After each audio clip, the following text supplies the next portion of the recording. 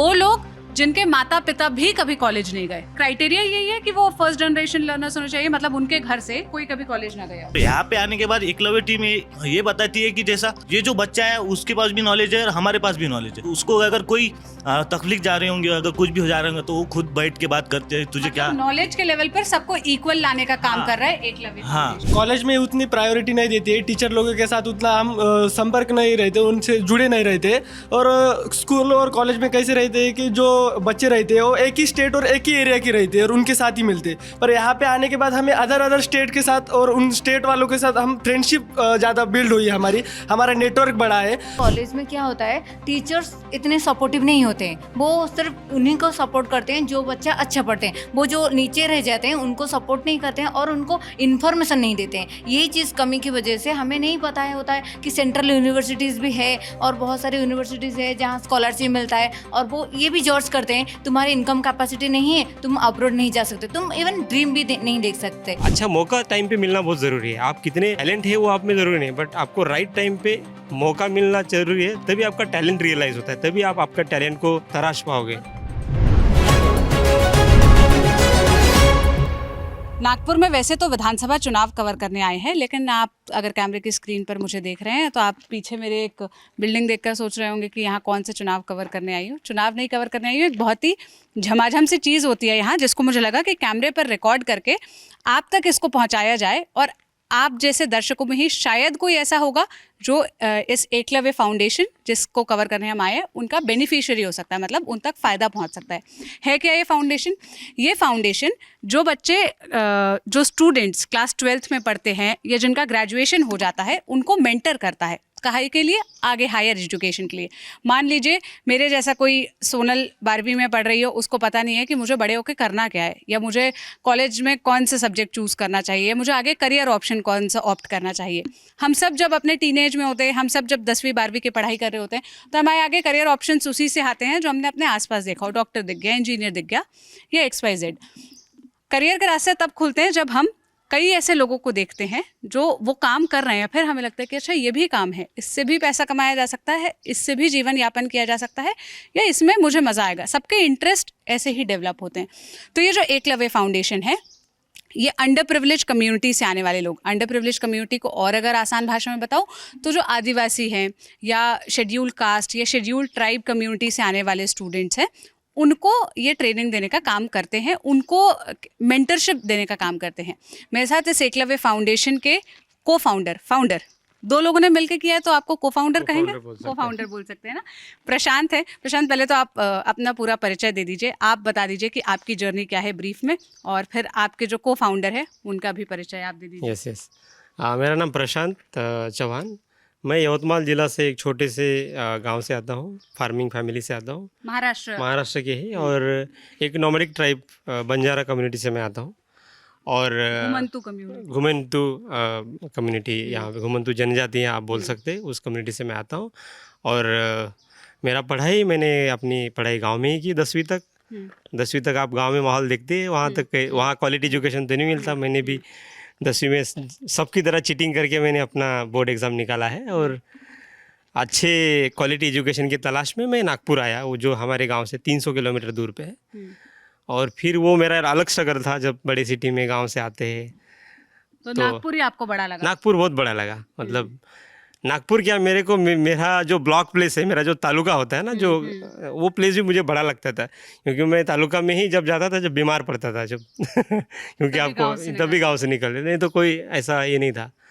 और जाते नहीं, हमारे गांव से लोग पढ़ाई करने के लिए इतना दूर नहीं जाते, हाँ दूर दूर जाते हैं सिर्फ काम करने के लिए, लेबर वेज वर्क करने के लिए। हमारे यहाँ से पलायन होता है, शुगर केन वर्क के लिए पलायन होता है, कई सारे कंस्ट्रक्शन वर्क के लिए पलायन होता है शहरों में, बट एजुकेशन के लिए पलायन जो है वो शायद हमारे काफ़ी कम स्टूडेंट करते, जिसमें से मैं एक था। तो प्रशांत अपने गांव का वो लड़का था जो पढ़ाई के लिए गांव से बाहर निकला, जिसने ब्लॉक देखा, जिसने शहर देखा, जो फिर मुंबई तक पहुंचा। टिस गए थे आप, टाटा इंस्टीट्यूट ऑफ।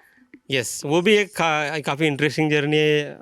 नागपुर आना मेरे लिए एक टर्निंग पॉइंट था। अगर मैं नागपुर ना आता, मेरे जो 10वीं मेरी क्लास में लगभग 15 स्टूडेंट मेरे गांव से थे, और मैं ही अकेला था जो गांव छोड़ के बाहर पढ़ने को आया। और मुझे अच्छी अपॉर्चुनिटीज मिली। मेरे स्टूडेंट जो मुझसे भी अच्छे थे पढ़ाई में, वो उस समय गांव नहीं छोड़े, इसलिए उनको आगे अच्छे मौके नहीं मिले। तो अच्छे मौक़ों के लिए आपको वो अच्छा मौका टाइम पे मिलना बहुत ज़रूरी है। आप कितने टैलेंट है वो आप में ज़रूरी नहीं है, बट आपको राइट टाइम पे मौका मिलना जरूरी है, तभी आपका टैलेंट रियलाइज होता है, तभी आप आपका टैलेंट को तराश पाओगे। और कोई एक मोह छोड़ना ज़रूरी है कि घर का मोह, Exactly, घर वालों का मोह, अपने जी। गांव का मोह। मतलब ये लड़कियों के लिए खास करके कहा जाता है, पता नहीं मैंने कौन सी किताब पढ़ी थी जिसके एंड में मैंने पढ़ा था कि अपने घर से निकलो, घर से निकल पा रही हो तो अपनी गली से निकलो, गली से निकल पा रही हो तो अपने शहर से निकलो, शहर से निकल पा रही हो तो राज्य से निकलो, राज्य से निकल पा रही हो तो देश से निकलो, और दुनिया देखो, देखो कि ये कितनी बड़ी है और यहाँ पे कितनी संभावनाएं हैं। फिर प्रशांत, टिस का सफ़र बताइए, और वहाँ से फिर कैसे ये एकलव्य तक बात पहुँची? यस, तो मैं जब नागपुर में पढ़ रहा था तो मैं एनएसएस, राष्ट्रीय सेवा योजना जिसको बोलते हैं, काफ़ी एक्टिव था उसमें। काफ़ी सोशल एक्टिविटीज़ करते थे हम लोग, बड़े बड़े कैंप ऑर्गेनाइज करते थे। मैं भी अपना कॉलेज का रिप्रेजेंटेटिव था, तो मैंने यूनिवर्सिटी में कैंप ऑर्गेनाइज किया था, स्टेट लेवल कैंप। मुझे थोड़ा एक्सपोजर मिला और मुझे लगा कि मुझे सोशल वर्क में पढ़ाई करनी चाहिए। तो मुझे उसी समय में टाटा इंस्टीट्यूट के बारे में पता चला, क्योंकि सोशल वर्क की एक एशिया की सबसे पुरानी और बड़ी इंस्टीट्यूट है TISS, और मैं चाहता था कि मैं वहाँ जाके अपना पढ़ाई करूँ, मास्टर्स। मैंने फॉर्म भरा, तैयारी किया, एग्ज़ाम दिया और मेरा हो गया। और 2015-17 2 साल मैंने टिस में अपना मास्टर्स किया। और वो जो था वो अगेन मेरे लाइफ में एक बहुत इम्पोर्टेंट मोल्ड मेरे लाइफ में रहा। अच्छे दोस्त मिले, यहाँ पे जो देख रहे हैं आप राजू, ये है, हाँ राजू केंद्रे, हम एक ही क्लास में थे टिस में। यस, और टिस में काफ़ी अच्छे दोस्त मिले, लाइक माइंडेड लोग मिले। और वहाँ जाने के बाद मैंने सोसाइटी को अलग लेंस से समझा। जिस प्रॉब्लम को इसके साथ मैं जी रहा था, मैंने जैसे बताया कि गांव में क्वालिटी एजुकेशन नहीं है, हेल्थ के प्रॉब्लम है, कई सारे एम्प्लॉयमेंट के प्रॉब्लम है, जो बाहर एम्प्लॉयमेंट के लिए जाते हैं, अलग अलग प्रॉब्लम्स है। तो वहाँ जाके मुझे अलग नज़रिया मिला प्रॉब्लम को देखने के लिए, और मुझे लगा कि यार ये भी प्रॉब्लम है। मुझे पहले रियलाइज़ हुआ नहीं था कि ये भी प्रॉब्लम है। वहाँ जाके पता चला कि ये भी प्रॉब्लम हो सकते हैं। तो फिर वहाँ जाके 2 साल का पढ़ाई किया, और वहाँ जाके समझ में आया कि हम जैसे स्टूडेंट टिस जैसे इंस्टीट्यूट में आना क्यों ज़रूरी है। मतलब इतनी बड़ी, इतनी अच्छी संस्था है, इतने एलिट या इतने इम्पोर्टेंट इंस्टीट्यूट है, अनफॉर्चुनेटली एलिट स्पेस बन गए हैं वो। तो मुझे लगा कि यहाँ हमारे जैसे समुदाय से आने वाले स्टूडेंट जो फर्स्ट जनरेशन लर्नर्स है, फर्स्ट जनरेशन कॉलेज गोअर्स है, फर्स्ट जनरेशन लर्नर्स को थोड़ा अगर हम और आसान भाषा में बताएं तो वो लोग जिनके माता पिता भी कभी कॉलेज नहीं गए, सही से बताएं? एग्जैक्टली है ना? Yes. तो आपका फोकस, इस एकलव्य फाउंडेशन का फोकस भी उन बच्चों पर ज़्यादा, उन स्टूडेंट्स पर ज़्यादा होता है जिनके घर से या जिनके माता पिता कभी कॉलेज नहीं गए। यस, मेरी माता स्कूल भी नहीं गई, मेरे पिताजी 8वीं तक पढ़े हैं। तो यहाँ पे एकलव्य में आप किसी स्टूडेंट को पूछोगे तो उनका भी सिमिलर बैकग्राउंड है। अच्छा, तो यहाँ पर मतलब जिन स्टूडेंट्स को आप मेंटरशिप के लिए हायर करते हैं या जिन स्टूडेंट्स को सिलेक्ट करते हैं, वो क्राइटेरिया यही है कि वो फर्स्ट जनरेशन लर्नर्स होने चाहिए, मतलब उनके घर से, उनके माता पिता या उनके जो भी पहला रिलेशन है वो कोई कभी कॉलेज ना गया हो। यस, डेफिनेटली हमारा पहला होता है कि फर्स्ट जनरेशन कॉलेज गोअर हो। जिस भी कोर्स के लिए वहाँ आ रहे हो, वो लेवल वो फर्स्ट टाइम वो लेवल पे वो उनके फैमिली से फर्स्ट है, उस लेवल तक पहुँचने वाले हैं। उनके सिबलिंग हो सकते हैं, बट उनके जनरेशन में वो फर्स्ट है उस लेवल पे जाने वाले, उस कॉलेज में। मतलब ग्रेजुएशन कर रहे हैं तो फर्स्ट जनरेशन ग्रेजुएट है। अच्छा। ऐसे हम लोग बोल सकते हैं। दूसरा ये है कि हम लोग ऐसे स्टूडेंट को हम ज़्यादातर प्रेफर करते हैं जो वर्नाकुलर बैकग्राउंड से आ रहे हैं। अभी आप वर्नाकुलर मतलब जो नॉन इंग्लिश मीडियम बैकग्राउंड से आ रहे हैं, सिंपल भाषा में। अभी आपने Hindi medium, English medium movie तो आके गई, हमें पता है क्या है मीडियम वाला। अनफॉर्चुनेटली इंग्लिश को बहुत ज़्यादा यूनिवर्सिटी स्पेस में महत्व दिया जाता है, पूरी एंट्रेंस एग्ज़ाम इंग्लिश में है। और पूरा देश जो है हमारा, आप जानते हैं कि कई सारे रीजनल लैंग्वेज है, कई डाइवर्सिटी है, और इसकी वजह से स्टूडेंट को बहुत बड़ा बैरियर इंग्लिश का होता है। नॉन इंग्लिश मीडियम जो स्टूडेंट है वो जा नहीं पाते, तो हम लोग नॉन इंग्लिश मीडियम बैकग्राउंड वाले स्टूडेंट को ही लेते हैं हमारे कोर्स में। अच्छा। क्योंकि हम ये समझते हैं कि जो नॉन इंग्लिश मीडियम से आ रहे हैं उनको बेहतर अपॉर्चुनिटीज़ मिलती नहीं है, वो हमेशा निगलेक्टेड रहते हैं, तो उनको लाते हैं। और जो गरीब है, जिनका फैमिली इनकम 3 लाख रुपए से कम है, ऐसे स्टूडेंट को हम लोग ये प्रिपेयर। हमारे यहाँ आने वाले स्टूडेंट किसानों के, मजदूरों के, वेज वर्कर, छोटे मोटे ठेले चलाने वालों के, बच्चे यहाँ पे आके पढ़े, वो कंस्ट्रक्शन वर्कर के स्टूडेंट यहाँ पढ़ते हैं। जब मैं ऑफ कैमरा बात करी थी तो मुझे बहुत ट्राइबल स्टूडेंट्स देखे। मैं एक ऐसे राज्य से आती हूँ जहाँ बहुत ट्राइबल पॉपुलेशन है, तो मुझे ये भी देख के अच्छा लगा कि ट्राइबल स्टूडेंट्स के अंदर भी ये महत्वाकांक्षा है कि वो टेस्ट जैसे इंस्टीट्यूट में जाएं और उन तक ये बात पहुँच रही है। डेफिनेटली। और हमारा जो आप महत्वाकांक्षा जो पैदा हो रही है, हम लोग रोल मॉडल पे काफ़ी काम करते हैं। मतलब कई सारे एग्जाम्पल एकलव्य में है। एक स्टूडेंट है, वाशिम डिस्ट्रिक्ट है यवतमाल से, काफ़ी one of the backward district in India. वहाँ से स्टूडेंट अजीम प्रेमजी यूनिवर्सिटी में गया और अभी वो अजीम प्रेमजी फाउंडेशन में काम कर रहा है और अच्छी जॉब कमा रहा है। और उसके साथ साथ गांव के 10 से ज़्यादा स्टूडेंट निकले हैं और अभी वो हायर एजुकेशन में उसी रास्ते पे जा रहे हैं। गांव के उन स्टूडेंट्स को कोई एक वो मिला होगा कि हमें भी ये भैया जैसा बनना है, या ये भैया जैसे बाहर गए हमको भी इनके जैसे बाहर यस। तो वो रोल मॉडल जो होता है ना, वो रोल मॉडल बन रहे हैं। इसको हम लोग रिपल इफेक्ट बोलते हैं। पानी में पत्थर डालते रिपल दिखते हैं ना, तो वो उसके कई सारे मतलब वो उसका रिपल इफेक्ट बोल रहा है, वो बन रहा है वहाँ पे। तो अभी गांव से एकलव्य बन रहा है। मतलब कोई एक स्टूडेंट फलाने गांव से गया, वो अपने आप में गांव में एक इंस्पिरेशन बना कर रहा है। तो प्रशांत, थोड़ा सा रुकूंगी, माफ़ी चाहती हूँ। एकलव्य नाम इसलिए क्योंकि जब हमने एकलव्य किया आपको खोजने के लिए, हमें जब पता चला कि ऐसा कोई काम हो रहा है तो हमें एकलव्य नाम से बहुत कुछ देखा। आपने एकलव्य नाम क्यों चुना? तो सबसे बड़ी जो माइथोलॉजिकल कैरेक्टर है अगेन कि एकलव्य और द्रोणाचार्य, हम जब बात करते हैं तो एकलव्य, हम जो एकलव्य से स्ट्रेंथ लेते, जो माइथोलॉजिकल कैरेक्टर है कि एकलव्य को हमेशा अपॉर्चुनिटीज़ दिया नहीं गया। द्रोणाचार्य थे, द्रोणाचार्य को हम क्या देखते हैं कि द्रोणाचार्य का सिस्टम अभी भी है, जो एक्सेस जो है, कई सारे बैरियर्स एकलव्य को आज भी फेस करने पड़ते हैं। आज भी एक सिस्टम जो है वो द्रोणाचार्य का रूप लेके काम कर रही है और वो एक्सेस नहीं है। फिर भी एकलव्य ने जिस तरीके से स्ट्रगल किया, जिस तरीके से एक्सलेंस दिखाया, जिस तरीके से उसने स्ट्रगल मतलब अपनी क्या बोलते हैं कि पढ़ाई या जो विद्या है वो ग्रहण करने के लिए जो कोशिश किया, उससे हम लोग इंस्पिरेशन लेते हैं। और हम लोग देखिए, हम एकलव्य, हमें कोई गुरु नहीं मिल रहा है, गुरु नहीं मिलेगा, हमें खुद करना पड़ेगा। वो जो इंस्पिरेशन हम लोग एकलव्य से लेते हैं। बट हम लोग साथ साथ ये भी बोलते हैं कि एकलव्य को जो सैक्रिफाइस करना पड़ा उस सिस्टम की वजह से, वो सैक्रिफाइस आधुनिक एकलव्य को ना आप करना पड़े। वो अंगूठा तो एकलव्य को देना पड़ा, वो अंगूठा देना ना पड़े, बल्कि हम उस व्यवस्था को अंगूठा दिखा दे। इस तरीके का हम लोग आधुनिक एकलव्य चाहते हैं। और वो जो द्रोणाचार्य, वो जो एक्सेस का बैरियर है वो पूरा हटाना चाहते हैं। आपका नाम? स्मिता। आप क्या करती हैं स्मिता यहाँ पे? नमस्ते, मेरा नाम स्मिता है। मैं को फाउंडर डायरेक्टर हूँ। मैं पोस्ट ग्रेजुएट मेंटरिंग प्रोग्राम का जो ऑपरेशन है वो देखती हूँ। अच्छा, आप ज़रा मुझे ये भी बताइए, जैसे आप लोगों ने बताया कि मेंटरशिप का काम होता है यहाँ एकलव्य फाउंडेशन में, तो एक तो वो है जो क्लास 12th में पढ़ने वाले स्टूडेंट्स हैं, मतलब किन किन को मेंटर करते हैं आप? क्या कॉलेज जाने के लिए बच्चों को गाइडेंस मिलता है यहाँ आकर? यस, जो 12th ग्रेड स्टूडेंट्स होते हैं उनको, और जो ग्रेजुएशन के लास्ट ईयर में उनको, तो under graduation and post graduation दोनों के लिए जिनको टॉप यूनिवर्सिटीज़ में, सेंट्रल यूनिवर्सिटीज़ में एडमिशन लेना है, उनके लिए हम लोग गाइडेंस प्रोवाइड करते हैं। अच्छा, तो क्या सिस्टम रहता है, मतलब कितने दिन क्लासेस चलती है, कितने दिन तक के लिए? इस तो हम अलग अलग रेसिडेंशियल और नॉन रेसिडेंशियल हमारे मेंटरिंग प्रोग्राम है। तो रेसिडेंशियल में हम लोग 3-3 महीने के कोचिंग प्रोग्राम्स चलाते हैं। रेसिडेंशियल कहाँ चलता है, नॉन रेसिडेंशियल कहाँ चलता है? Non residential virtual mentoring programme है। रेसिडेंशियल जो है हमारे सेंटर पे, Satyashodhak youth resource centre Nagpur में जो लोकेटेड है, वहाँ पे चलता है। तो ये 3-3 महीने के रेसिडेंशियल प्रोग्राम्स होते हैं, कोचिंग प्रोग्राम, जिसमें हम लोग entrance exam, interview and whole admission process जो होता है यूनिवर्सिटीज़ का, उसके लिए तैयारी करके। और एक जैसे ये रेसिडेंशियल कैंपस है, इसका पूरा एड्रेस अगर आप बता दीजिए जो दर्शक देख रहे हैं। यस, तो ये सत्यशोधक यूथ रिसोर्स सेंटर के नाम से है, नागपुर में पीठेसूर एरिया में लोकेटेड है, गोरेवाड़ा रोड पे। गोरेवाड़ा रोड पर यहाँ कितने स्टूडेंट, जैसे अभी तो मुझे क्लास चलती दिख रही है, जा सकते हैं हम? आएंगे आप, मदद कराएंगे? तो यहाँ अभी जैसे एक टाइम पे एक बैच में कितने स्टूडेंट्स मैक्सिमम रहते हैं?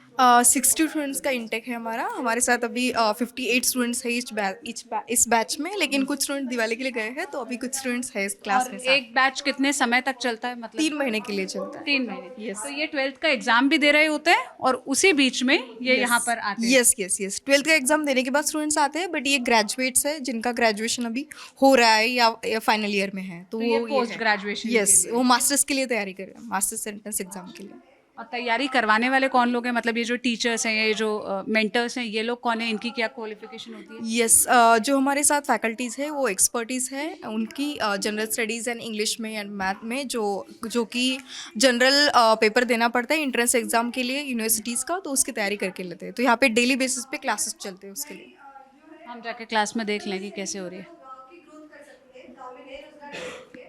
और गांव का जो माइग्रेशन प्रॉब्लम है कि वर्क के लिए बोलो या फिर किसी और फैसिलिटी के बोलो, जो गांव के लोग जो है वो गांव से निकल के शहर में जा रहे हैं, तो वो भी कम हो सकते हैं। लेकिन उसी तरफ एक दूसरा जो है वो दूसरी साइड है, वो कह रहे हैं कि मतलब वो जो पॉन्ड है वो ऑफ कोर्स पीने के पानी के लिए है। सो फिशिंग की वजह से जो है वो खराब मतलब वो पानी जो है वो दूषित हो जाएगा।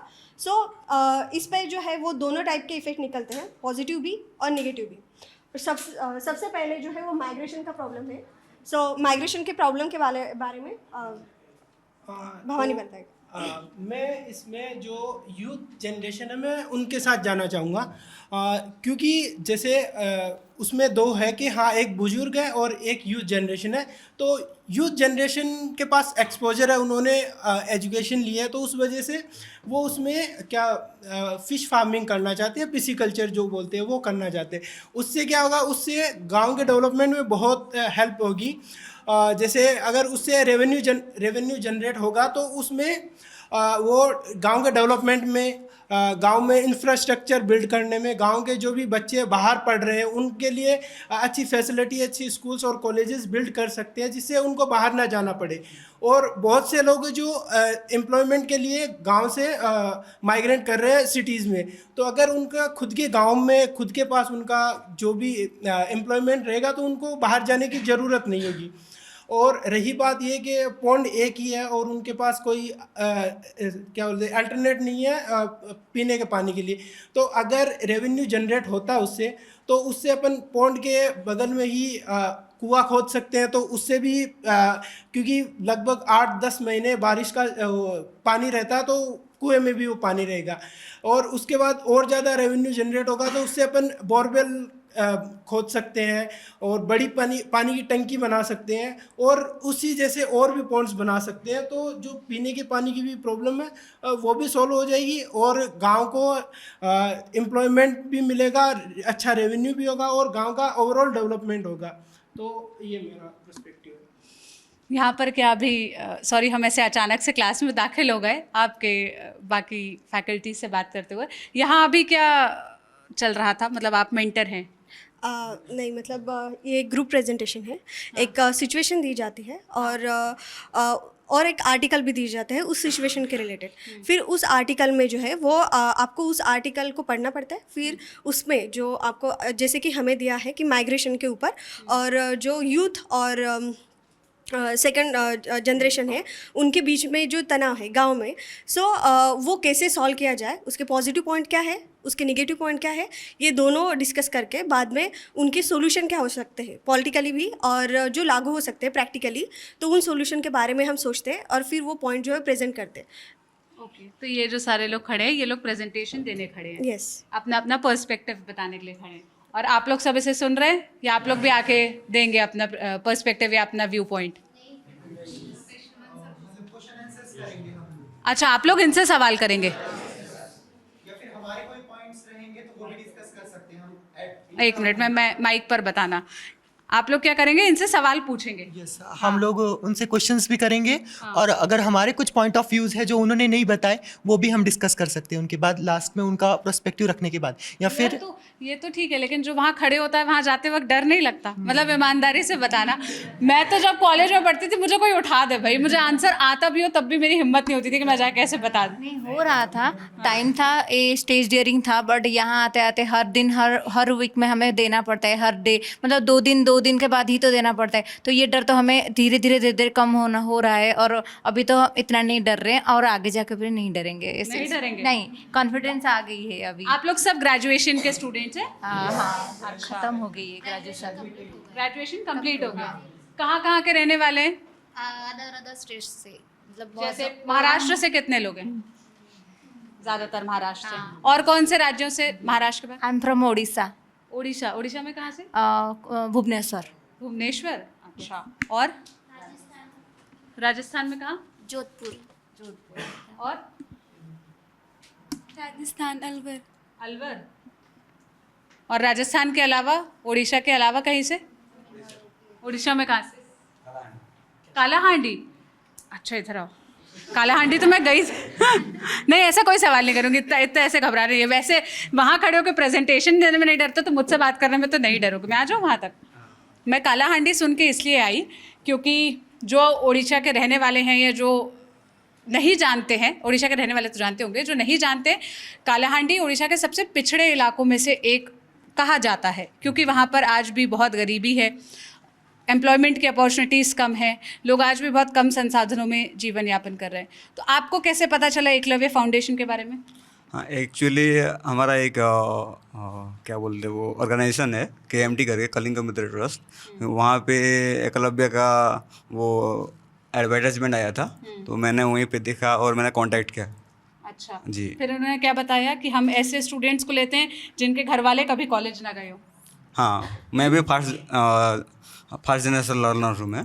मेरे मम्मी पापा कभी पढ़ाई नहीं किए थे, मैं कभी नहीं, पहले हो? हाँ, फर्स्ट हूँ। तो ऐसे मम्मी पापा ने कहा नहीं कि कहाँ जा रहे हो उड़ीसा से निकल के यहाँ इतने दूर, नहीं, वो भी महाराष्ट्र में? नहीं, ऐसा नहीं। नहीं? तो कितने दिनों से यहाँ पर हो आप? 2 महीना हो गया अभी। 2 महीना हो गया। जी। क्या नाम है आपका? हाँ, ललित।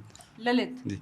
तो 2 महीने और 1 महीने का कोर्स और बचा, 3 महीने का होता है? हाँ, ये 3 महीने का होता है। अच्छा, अब यहाँ पर ये बताइए कि आप लोग के फीस का क्या स्ट्रक्चर होता है? मुझे तो उन्होंने ऑफ कैमरा बताया है, लेकिन सच आप लोग कैमरे पे बताएंगे ना, कैसे फीस वीस कितनी देनी पड़ती है यहाँ पर? हाँ, क्या नाम है आपका? शालू बोरकर। शालू, कहाँ से हो? गोंदिया। गोंदिया से। गोंदिया तो पास में ही है। हाँ। नागपुर से पास में ही लगता है। हाँ। तो क्या यहाँ पे कैसे फीस देते हैं, क्या स्ट्रक्चर होता है? मतलब मान लो 3 महीने के लिए कोई सोनिया है जो राजस्थान से ये वीडियो देख रही है या मध्य प्रदेश से देख रही है, वो कैसे आ सकती है? उसको कितनी फीस देनी होगी, क्या करना होगा? मैम, उनकी फाइनेंस डिपेंड करता है, जैसे कि मेरी फाइनेंस जैसी है वैसे वो हम दे सकते हैं, ऐसा है जिसकी फाइनेंशियल कंडीशन। हाँ। तो ज़रूर मान लो कोई ऐसे बैकग्राउंड से आ रहा है कि उनके घर वाले बस इतना ही कमा पाते हैं कि उनका गुजारा बसर हो पाए और वो कुछ भी देने की स्थिति में नहीं है, वो क्या तब भी आ सकते हैं? हाँ, फिर भी एकलव्य एक्सेप्ट करता है उन लोगों को। अच्छा। तो ये कैसे ये लोग चेक करते हैं पहले कि किसका फाइनेंशियल बैकग्राउंड कैसा है? इंटरव्यू होता है ना मैम, इंटरव्यू में सब सारी कंडीशन बतानी पड़ती है। क्या क्या बताना पड़ता है इंटरव्यू में? जैसे हम कैसे फाइनेंशियल कंडीशन से है, हमारे मम्मी पापा पढ़े लिखे हैं क्या नहीं है, हाँ, हमें आगे पढ़ना है, समाज के लिए क्या करना है। मान लो कोई झूठ बोल कर आ गया तो? नहीं हो सकता। ऐसे कोई नहीं आ सकता है, जो झूठ बोलता है वो भी आ सकता है, और उनको भी क्या पता कि कौन सही बोल रहा है या झूठ बोल रहा है। लेकिन ज़्यादातर ऐसे देखा जाता है कि इंटरव्यू लेते हैं तो उसमें क्वेश्चन पूछते हैं, इधर जो सर है, जो फैकल्टीज़ है, वो पूछते हैं कि आप बैकग्राउंड है, आपका इनकम सर्टिफिकेट लेते हैं, आपके डॉक्यूमेंट्स लेते हैं, फिर उसका एक प्रॉपर तरीके से उसका इंटेलिजेंस जो भी है, वेरिफिकेशन जो है वो करते हैं, वो फिर इंटरव्यू लेते हैं, फिर इंटरव्यू में क्वेश्चन पूछते हैं, तो पता चलता है फैकल्टी इतने दिनों से काम तो कर रही है, उनको पता तो चलेगा ना किस बैकग्राउंड से आ रहा है, क्या कर रहा है। एजुकेशन भी पूछते हैं, कहाँ एजुकेशन किया है, मतलब सारा बैकग्राउंड वेरिफिकेशन? हाँ, बैकग्राउंड वेरिफिकेशन करते हैं और इनकम सर्टिफिकेट से चलता है, पूछते हैं इनकम सर्टिफिकेट आप कितना है, तो उसको पता चलने के बाद तो पता चलेगा ना कि क्या है क्या नहीं है। और उसके बाद ये भी देखते हैं कि इसका फैमिली बैकग्राउंड जो है, उनके फादर जो मदर है क्या काम करते हैं। जैसे मेरे फादर मदर दूसरों के खेत में काम करते हैं, तो मैंने बताया जो भी है मेरा, तो उन्होंने मुझे मदद की है, ऐसा नहीं है कि नहीं की। Thank you. आप लोगों में से कितने लोग हैं जो ट्राइबल बेल्ट से आते हैं, आदिवासी समुदाय से आते हैं? आप हैं। अच्छा, और शेड्यूल ट्राइब कम्युनिटी से कितने लोग हैं? शेड्यूल कास्ट से आप लोग हैं। अच्छा, तो यहाँ पर क्या ये मेक श्योर किया जाता है कि मतलब जो सारे अंडर प्रिविलेज्ड सेक्शंस माने जाते हैं सोसाइटी के, मतलब उन सब का रिप्रेजेंटेशन हो, सभी को मौका मिले? हाँ, यस मैम, होता है। हाँ। कैसे कैसे होता है, मतलब आप लोगों को कैसे फील होता है? ऐसे आती हूँ मैं, माइक पे आती हूँ ऐसे हाथ उठा दिया करो, जैसे सवाल पूछने के वक्त हाथ उठाते हो ना। हाँ, कैसे? हाँ, यहाँ पे फर्स्ट लर्नर वाले सब, जैसे उनके फैमिली से पहले जो पोस्ट ग्रेजुएशन के लिए बाहर जा रहे हैं, नहीं तो ये गांव में से आते, तो उनको ऐसा डर रहता है कि कहीं कुछ गलत ना बोले। तो कैसा होता है कुछ कुछ कॉलेज में ऐसा उनको टाइम नहीं मिलता, नहीं तो ऐसे बुलाते नहीं है, तो शेड्यूल कास्ट से आते हैं, नहीं तो अपर कास्ट वाले वो पहले जाते हैं, प्रायोरिटी देते हैं। जैसे कॉलेज में टीचर भी हो गए, नहीं तो कौन सी भी फैकल्टी हो गई, तो उनमें अपर कास्ट वाले रहते हैं। तो जो शेड्यूल कास्ट वाले रहते हैं वो पीछे रहते हैं, उनको ज़्यादा बोलने का और कुछ भी करने का, एक्टिविटी करने का चांस नहीं मिलता। तो यहाँ पे आने के बाद एकलव्य टीम ये बताती है कि जैसा ये जो बच्चा है उसके पास भी नॉलेज है और हमारे पास भी नॉलेज है, जो तो फिर उसको अगर कोई तकलीफ जा रहे होंगे, अगर कुछ भी हो जा रहे होंगे, तो वो खुद बैठ के बात करते हैं, तुझे क्या नॉलेज के लेवल पर सबको इक्वल लाने का काम कर रहा है एकलव्य हाँ। फाउंडेशन। और अगर जो बच्चा है उसको अगर कोई डिफिकल्ट जा रही है, तो एकलव्य की टीम ऐसे बैठती है, उसको अगर प्रीतम सर हो गए, नहीं तो स्मिता ताई हो गई, तो वो ऐसे लेके बैठते हैं और उनको बताती है कि अगर तुमको कोई तकलीफ जा रहे होंगे, नहीं तो कहीं आपने कभी बात नहीं किया होगा, नहीं तो कुछ किया नहीं होगा, अगर कोई एक्टिविटी नहीं किया होगा तो पहले बताओ। तो फिर उनकी बात सुनने के बाद सबको ऐसा बताया जाता है कि इस बच्चे को कोई ऐसा नहीं बोलेगा, सब एक जैसे रहेगा, कोई ग्रुप डिवाइड नहीं करेगा, नहीं तो कैसा होता मतलब वो आपकी इनसिक्योरिटीज भी आपसे पूछते हैं, Yes, yes. आपके डर भी आपसे पूछकर समझते हैं और फिर क्लास में उस बात को बताते हैं कि इस वजह से कोई इन्हें परेशान नहीं करेगा। तो उसकी वजह से उनका जो लीडरशिप है और बोलने का ये है वो बढ़ जाता है, तो फिर वो खुद को ऐसा कम नहीं समझते।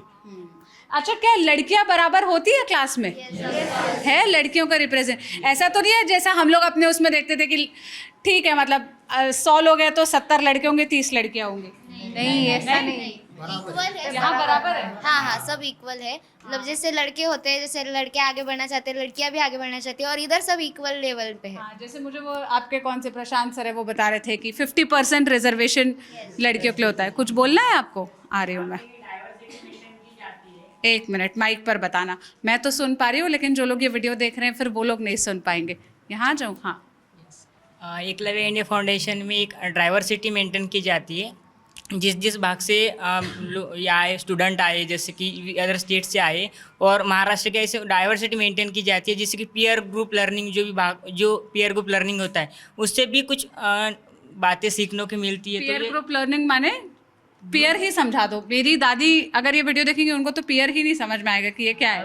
ग्रुप डिस्कशन, जो भी अदर स्टेट से है उनका कल्चर क्या है, वो कौन से उनकी फैमिली सिचुएशन क्या है, ये हमको समझ आती है, और कुछ ऐसे समझ आती है और सीखते हैं हम कुछ स्टूडेंट्स। मतलब अपने एज के आसपास के लोग, लेकिन जो अलग अलग बैकग्राउंड से आए हैं उनके साथ इंटरेक्ट करके जो आप लोग सीखते हैं। यस यार, तो ये तो बहुत ही गजब की चीज़ हो रही है। मतलब आप लोग यहाँ आए तो कैसा लगा? 2 महीने में कैसा एक्सपीरियंस रहा है? जब मैं पहले आई, मैं तो उड़ीसा से हूँ, तो मुझे मराठी नहीं आती है। यहाँ मैं जब पहली बार आई तो मुझे 4-5 दिन लगा। मैं कुछ मैंने मराठी जो बोल रहे थे मैं इतना समझ नहीं पा रही थी, तो उन्होंने मुझे ऐसा कभी फील नहीं किया कि हम मराठी में बात करेंगे और ये नहीं होगा। ये चीज़ चेंज हुआ और सब लोग हम इंग्लिश और हिंदी में बात करते हैं। मुझे ये अच्छी चीज़ लगी कि मेरे लिए मुझे एक पॉजिटिव पॉइंट दिखाई दिया कि मेरे लैंग्वेज के बैरियर्स नहीं है इधर, तो मुझे डिफ़िकल्टी जो आ रही थी वो चेंज हो गया। मराठी सीख लिया आप 2 महीने बाद? कुछ थोड़ी सीख लेती हूँ, थोड़ी समझ भी जाती हूँ, फिर भूल जाती हूँ। मुझे इतना कॉन्फिडेंस नहीं आता है मराठी बोलने में। पर थोड़ा समझ लेती हूँ। अगर 2 लोग बात कर रहे हो तो इंग्लिश, अगर उसमें इंग्लिश 2-3 वर्ड यूज़ करेंगे हिंदी हाँ, तो मैं समझ जाती हूँ क्या क्या बोल रहे हैं। मैं जब आई तो मुझे तो लगा मैं क्यों आई, लेकिन बाद में जब यहाँ आके मुझे पता चला कि मुझे ऐसा लग रहा है कि अब 1 महीना ख़त्म ही ना हो क्योंकि ये 3 महीने का कोर्स था ना, 2 महीने कंप्लीट हो गए, अभी 1 महीना बाकी है। मैं यहाँ आने के बाद मुझे बहुत सारे नए कुछ सीखने को मिला। जैसे मैं बचपन में देखी थी मुझे एब्रॉड सीखने जाना है, तो यहाँ पे जो एब्रॉड से पढ़ के यहाँ पे आए, उन्होंने हमें एब्रॉड के बारे में बताया कि कैसा पढ़ना है क्या।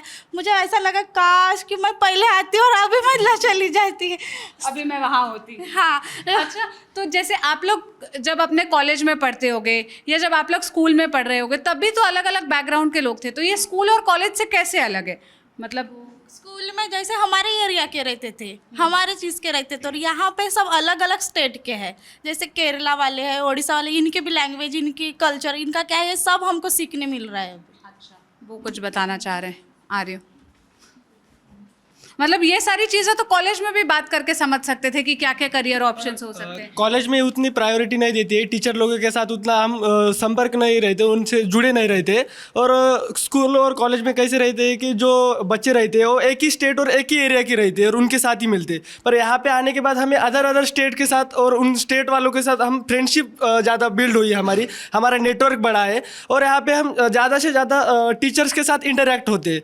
और जब हम यहाँ पे आए, यहाँ पे आने के बाद हमें बड़ी बड़ी यूनिवर्सिटीज़, नेशनल यूनिवर्सिटीज़, उनके बारे में पता चला। और यहाँ पे आने के बाद ऐसा लग रहा है कि हम जल्द से जल्द वहाँ पे पहुँचेंगे और वहाँ पे एडमिशन हमको मिलेगी।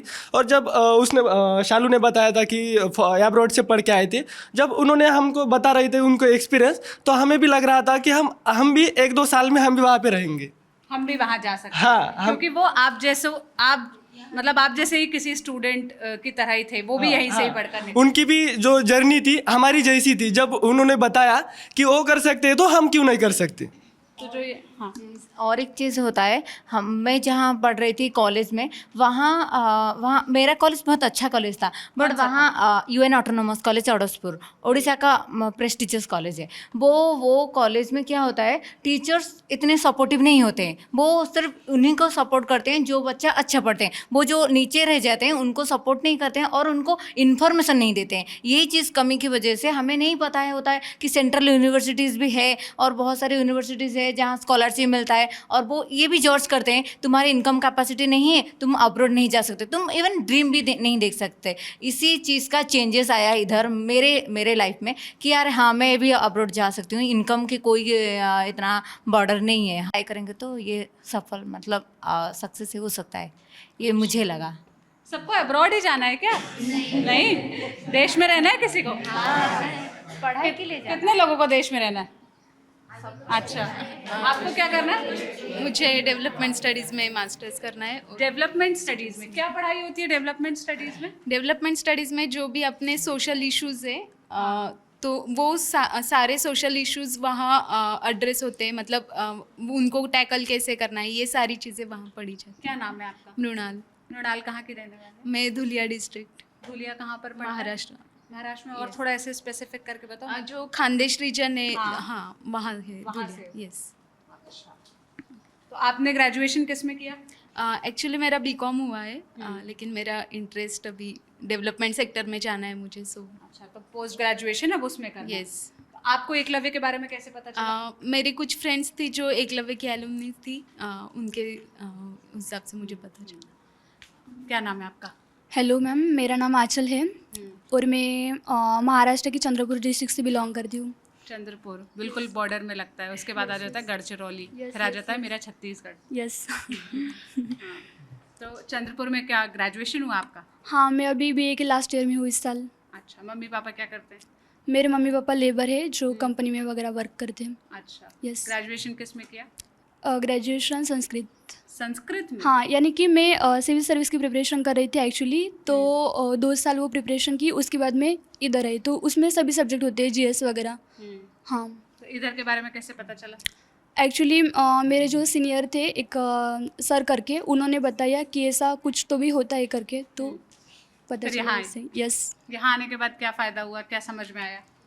यहाँ आने के बाद पहले तो मेरे मन में बहुत सारा डर वगैरह था, मेरा कॉन्फिडेंस लेवल वगैरह बहुत लो हो चुका था एक्चुअली, लेकिन यहाँ आने के बाद वो कॉन्फिडेंस लेवल वगैरह ग्रोथ हुआ। बायोडाइवर्सिटी के बारे में पता चला, मैं ऐसे घुल मिल गई समाज में। मेरी एक कमजोरी वगैरह है कि मैं ऐसे ज़्यादा लोगों से बात वगैरह नहीं करती, बोलती वगैरह नहीं, लेकिन यहाँ आने के बाद मैं ऐसे पटापट वगैरह बोलने वगैरह लगी। यस।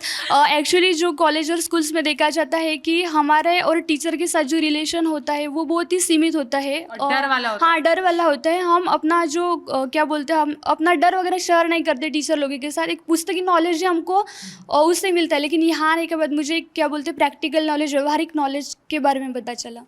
अच्छा, तो यहाँ क्या गर्ल्स हॉस्टल बॉयज़ हॉस्टल दोनों है यहाँ पर? Yes ma'am, yes. तो क्या गर्ल्स हॉस्टल ज़्यादा साफ रहता है, बॉयज़ हॉस्टल गंदा रहता है?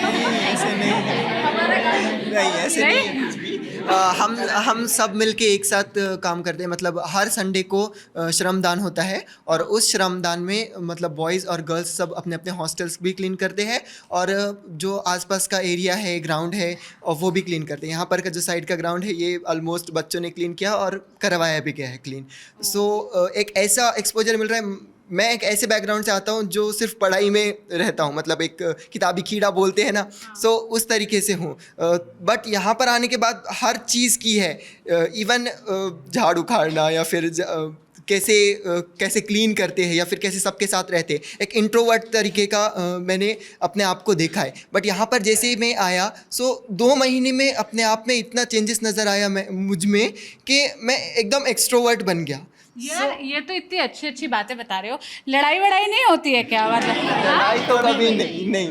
और कैसे ये टीचर्स कैसे डिसिप्लिन इंश्योर करते हैं? क्या यहाँ पे टाइमिंग होता है गर्ल्स हॉस्टल बॉयज़ हॉस्टल का? नहीं टाइमिंग नहीं है। नहीं हमारा था 12 तक, तब हमने बोला कि लाइब्रेरी 12 तक हमें नहीं हो रहा है तो पढ़ाई में, तो 1 बजे उसको एक्सपोंड कर दिया कि 1 बजे तक पढ़ाई कर सकते हैं। तो ये कोई फैकल्टी यहाँ पर हमेशा मौजूद रहती है जो देखती है कि आप लोग लाइब्रेरी में पढ़ रहे हैं? हाँ अभी हम लाइब्रेरी में पढ़ते हैं ना, वो CCTV है, वो चेक करते हैं कि हाँ सच में पढ़ाई हो रही है या नहीं।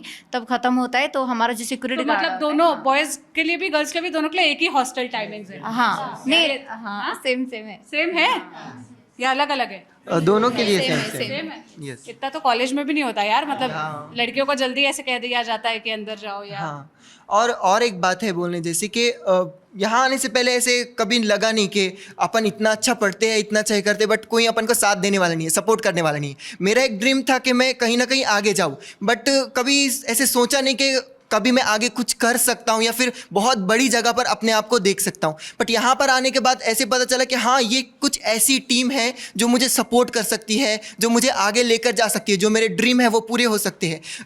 बाय चॉइस मैंने एक फील्ड चूज़ की है, वो है टीचर, बट मुझे जाना था मैनेजमेंट फील्ड में, एक्चुअली डेवलपमेंट मैनेजमेंट या फिर मैनेजमेंट भी बोले तो चलेगा। बट चॉइस ऐसी थी कि उसने मुझे अपने आप को लिमिट करने पे मजबूर किया था और मैंने एक टीचर फील्ड चूज़ भी कर ली थी और मैं एज अ टीचर वर्क भी कर रहा था।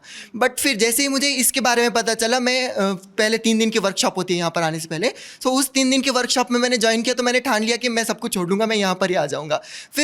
फिर यहाँ पर आने के बाद एक डर सा था कि क्या मैंने ये डिसीजन सही लिया है। तो फिर उसके बाद जब यहाँ पर आया, सो मुझे धीरे धीरे ऐसे पता चलने लगा कि हाँ जो मेरा मैनेजमेंट का सपना है वो पूरा हो सकता है और मैं कुछ ऐसी यूनिवर्सिटी में जा सकता हूँ या फिर उस यूनिवर्सिटी के बाद मैं अब्रॉड भी जा सकता हूँ, वहाँ से पढ़ के यहाँ पर आ सकता हूँ। तो कुछ ऐसे सपने भी थे जो सपने देखना सिखाया। यस। ये भी अपने आप में कितनी बड़ी बात है कि आपके सपने कैसे होंगे, आप क्या बनना चाहते हो, आप क्या करना चाहते हो, ये सब इस पर निर्भर करता है कि आपने अपने आसपास क्या देखा है, आपका इमेजिनेशन का दायरा कितना बड़ा है। वो संस्थान बहुत अच्छे हैं, वो टीचर्स बहुत अच्छे हैं जो सपने देखने का दायरा बड़ा करना सिखाते हैं, जो ये बताते हैं कि स्काई इज़ द लिमिट और आप जो करना चाहते हैं कर सकते हैं। आप फैकल्टी हैं सर?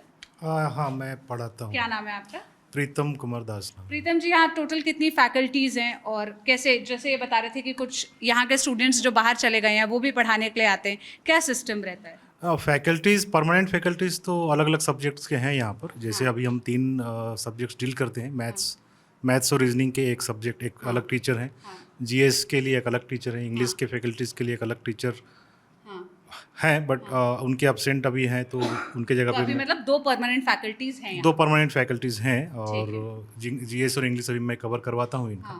और बाकी जो ऐसे फैकल्टीज़ बाहर से जो ये बता रहे हैं कि कभी कोई आया, कभी कोई बाहर से आके बताया? हाँ, हमारे अलुमनाई जो हैं, जो यहाँ से पढ़ कर गए हैं और अलग अलग इंस्टीट्यूट्स में, अलग अलग बड़े बड़े कॉलेजेस में जो गए हैं, वहाँ जाकर के स्टडी कर रहे हैं। और इवन कुछ लोग ऐसे भी हैं जो स्टडी कंप्लीट करके जॉब में भी लग गए हैं, तो वो भी हमारे यहाँ आते हैं और बच्चों को गाइड करते हैं कि किस फील्ड में आपको जाना है, आपका इंटरेस्ट किस फील्ड में है।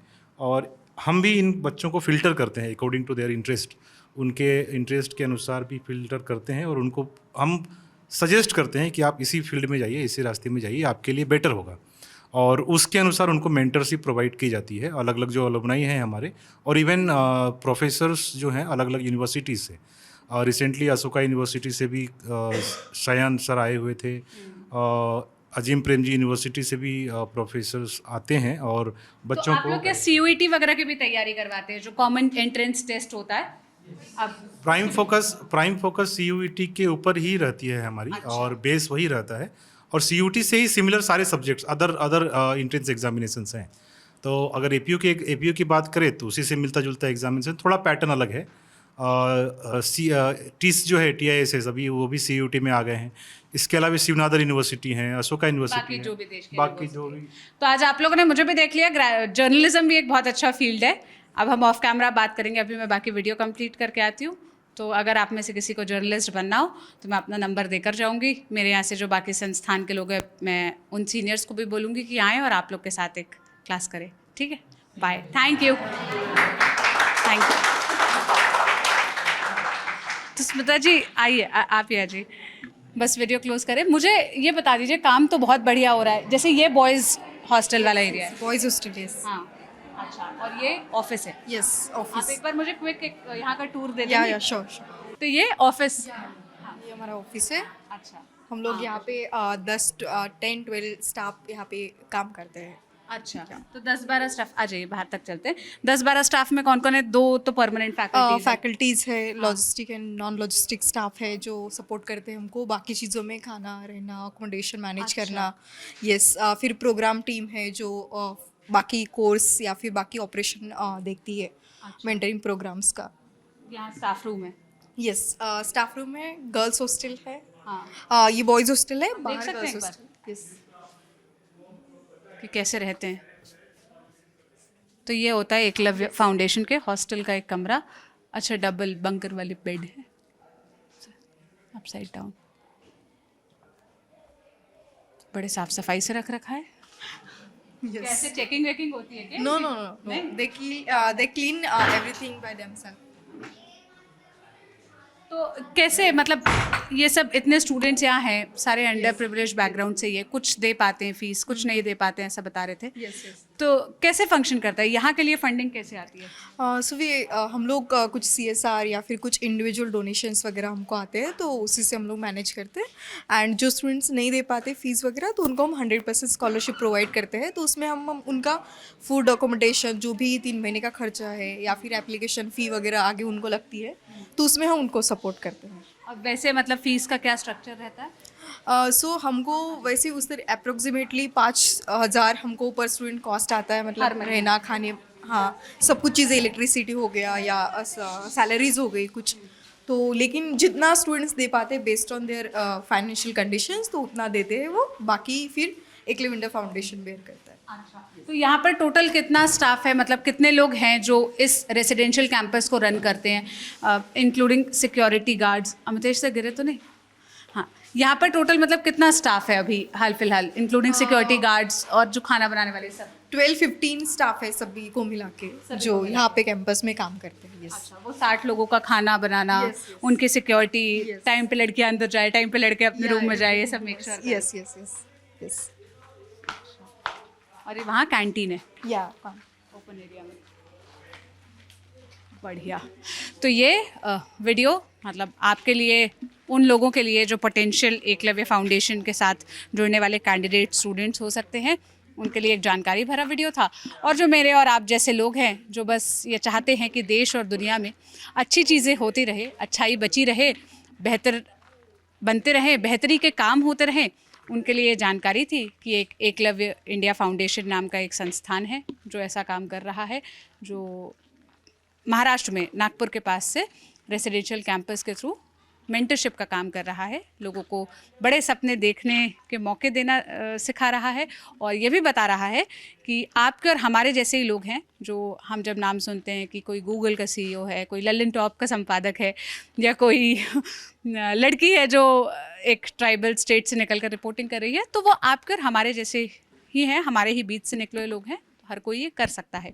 आपको ये वीडियो कैसा लगा? आप क्या कहना चाहेंगे इन स्टूडेंट्स के लिए, इस फाउंडेशन के इनिशिएटिव के लिए? आप हमें कमेंट में बताइएगा। आप जुड़ना चाहते हैं तो बाकी सारी इस फाउंडेशन के बारे में जानकारी आपको डिस्क्रिप्शन में मिल जाएगी। मेरे साथ कैमरे के पीछे मेरे सीनियर और मेरे सबसे प्रिय कैमरा पर्सन्स, वीडियो जर्नलिस्ट में से एक अमितेश जी हैं, जो हर बार हर इलेक्शन में मेरे साथ आते हैं और मुझे बताते हैं कि ऐसा कर लो, वैसा ना करो। मैं सोनल हूँ।